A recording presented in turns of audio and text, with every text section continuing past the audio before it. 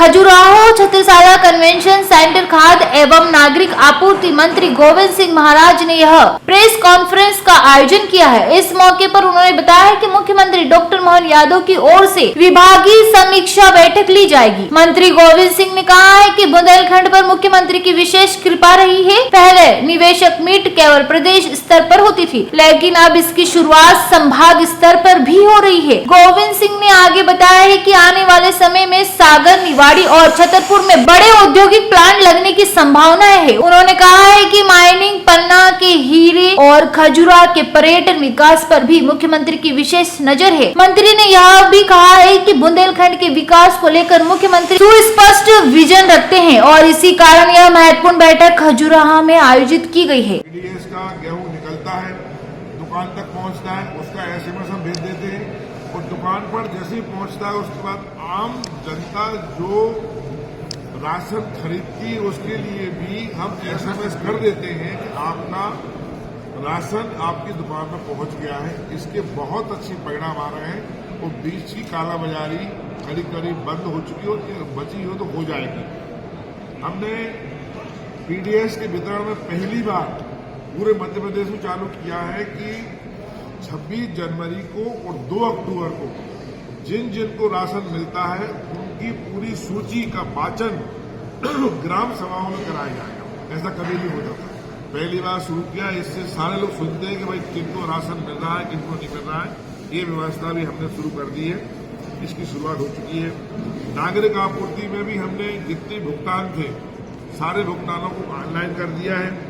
परिवहन में कई जगह गड़बड़ी होती थी तो उसमें हमने सारी गाड़ियों में जीपीएस लगवा दिए हैं। जीपीएस सिस्टम के बाद में परिवहन की गड़बड़ियां भी करीब करीब खत्म हो चुकी हैं। हमने करीब हम जब गांव में जाते हैं, पॉलिटिशियन हो या अधिकारी हो, तो बहुत सारे लोग बहुत कम लोग बचे हैं अब तो, लेकिन बोलते हमें राशन पर्ची नहीं बनी, या आपकी नगर पालिकाओं की वार्ड में भी बोलते होंगे। तो हमने करीब 14 लाख नई पर्चियां बनाई हैं, राशन पर्चियां बनाई हैं और जिसको आवश्यकता हो हमारी कोशिश रहेगी कि हम उनकी पर्चियां बनाएं ताकि कोई भी व्यक्ति ऐसा न रहे जिसको खाद्यान्न मिलने में असुविधा हो। बहुत बहुत धन्यवाद। आज की अभी बैठक जस्ट खत्म हुई है और बैठक में बहुत सी मुद्दों पर चर्चा हुई, बहुत से सकारात्मक निर्णय भी हुए। अभी तक 2 साल में हमारे विभाग ने के द्वारा करीब 2300 करोड़ का फ्री अनाज हमने आम गरीब व्यक्तियों को दिया है। 23,000 करोड़, 900 करोड़ की सब्सिडी हमने दी है। उज्ज्वला योजना और लाडली बहना योजना के लिए जो हमारे माननीय मुख्यमंत्री जी ने घोषणा की थी, पूर्व मुख्यमंत्री जी ने और वर्तमान मुख्यमंत्री जी ने, हमारे मोहन यादव जी ने कहा था कि हम बहनों को 450 रुपये का गैस सिलेंडर देंगे, तो हम 450 का गैस सिलेंडर ही दे रहे हैं। उसके ऊपर जो पैसा लगता है करीब 900 करोड़ रुपया हमने अनुदान अभी तक दिया है। 51,000 करोड़ रुपया समर्थन मूल्य की राशि का भुगतान हमने किसानों को किया है। हमने करीब 28,000 दुकानों की भुगतान की व्यवस्था ऑनलाइन कर दी है ताकि परेशानी लोगों को ना हो। 39 नए केंद्र भी हमने बनाए हैं, नवीन केंद्र बनाए हैं पीडीएस के अंतर्गत, ताकि लोगों को परेशानी ना हो और इससे एक समस्या का समाधान हो सके।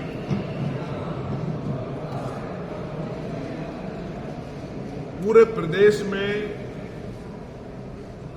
गैस पाइपलाइन के द्वारा बिछाई जाए, इसकी व्यवस्था भी हमारे विभाग समीक्षा कर रहा है और 2032 तक का टारगेट उनका है कि पूरे मध्य प्रदेश के एक घर में पाइपलाइन के द्वारा, टंकी ना लग के पाइपलाइन के द्वारा हम गैस उपलब्ध कराएं। आज माननीय मुख्यमंत्री जी ने कहा है कि 32 की जगह हम 28 का टारगेट रखें, तो हमने इसकी समीक्षा की और हम लोग कोशिश करेंगे कि 28 तक जितना संभव हो सके उतना पाइपलाइन के द्वारा गैस की पूर्ति हो सके। गाँव में माननीय मुख्यमंत्री जी की बहुत अच्छी सोच है। उन्होंने पहले भी जहाँ जहाँ हमारे ऐसे स्थान थे, धार्मिक स्थल थे, एक कैबिनेट हम लोगों की मैसूर में हुई थी, देवी अहिल्याबाई का जहाँ बहुत बड़ा स्थान रहा है। एक पहले, उसके पहले दमोह के पास सिंग्रामपुर में हुई थी।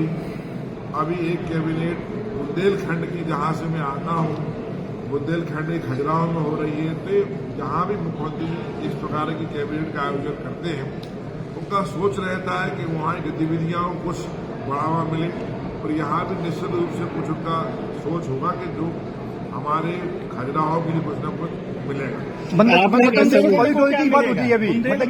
वासियों को, बुंदेलखंड के जिलों को क्या आप देखिए, बुंदेलखंड एक जमाने में हमारा बहुत पिछड़ा हुआ एरिया था, लेकिन अब कोई स्थिति नहीं है।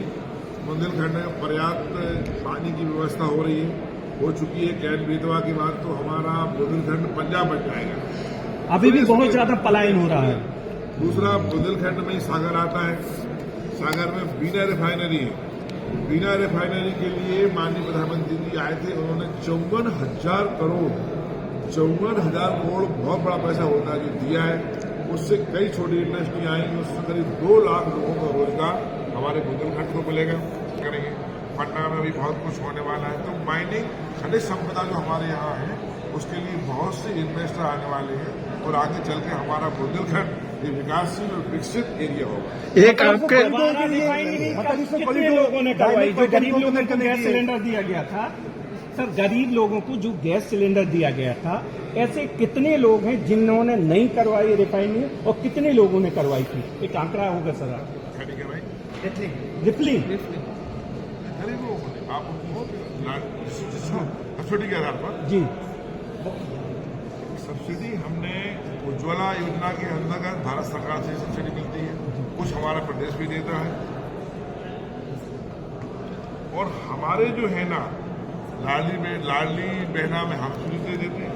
और जहां तक हमारा आंकड़ा 23 लाख का है, 23 लाख का आंकड़ा हमारा। सर, आपने कहा कि फ्री जो मिल रहा है जिनको, उनके नाम ग्राम सभा में बोले जाएंगे, प्रचार किया जाएगा, शासन प्रचार। ये बहुत बड़ी बात है सर, ये उसके साथ नाइंसाफी नहीं होगी कि सर वाहवाही लूटने के लिए? कोई नाइंसाफी नहीं होती है।